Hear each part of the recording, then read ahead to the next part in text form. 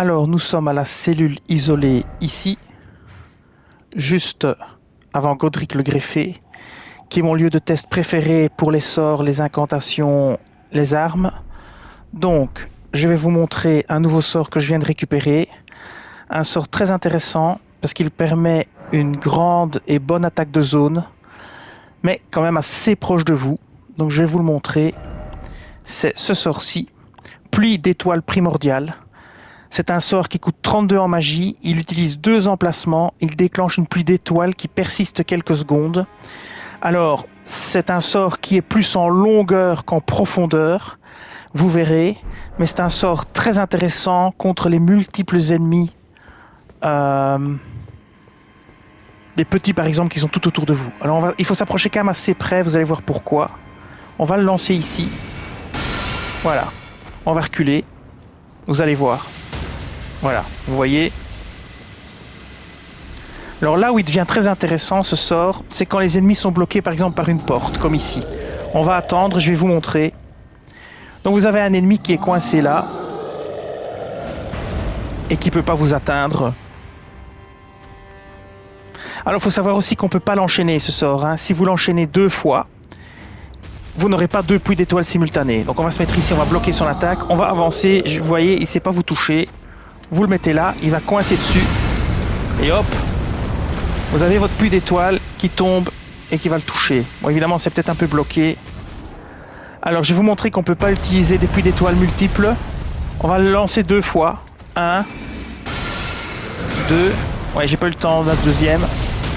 Ouais, si je le lance une deuxième fois, la première va s'arrêter et la deuxième va commencer. Donc, vous ne pouvez pas les combiner et les utiliser plusieurs fois. Je vais vous le montrer ici. Je lance une première fois. Je lance une deuxième fois. Je lance une troisième fois.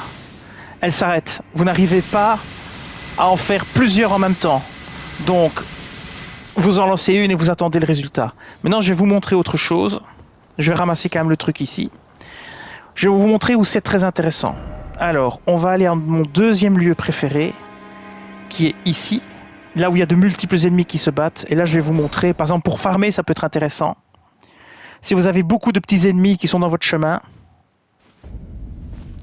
eh bien, on va aller à cheval, ça ira plus vite. Je vais vous montrer le résultat. Alors, ils disent qu'on peut le canaliser. Moi, j'arrive pas à canaliser ce sort. Mais bon, voilà, on va descendre ici. On va prendre une large zone ici. On va se mettre là, ici. Et hop, c'est parti. Vous allez voir le résultat. C'est parti. Vous voyez ? Voilà, ça c'est le résultat sur de multiples petits ennemis. Bon, celui-ci on va le dézinguer. On va le refaire sur la zone là-bas. On se met ici. Et voilà, vous allez voir. Voilà.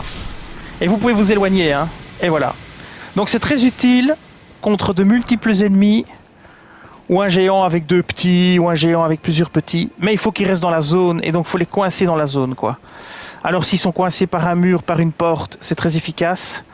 Maintenant, si vous reculez et qu'il vous suit, il quittera la zone, et évidemment le sort servira à rien, hein. Ça c'est clair. Enfin voilà, ça vous donne une idée de ce sort, ça vous donne une idée de ce qu'il fait. J'ai pas encore testé si avec un bâton gravitationnel ou un bâton qui fait des dégâts peut-être stellaires, ça augmente énormément les dégâts ou pas. Mais voilà, vous avez vu son utilité, vous avez vu comment l'utiliser. Pour moi, c'est un sort qui vaut le coup pour farmer par exemple de multiples ennemis. Allez, je vous laisse. Je vous dis merci et à bientôt.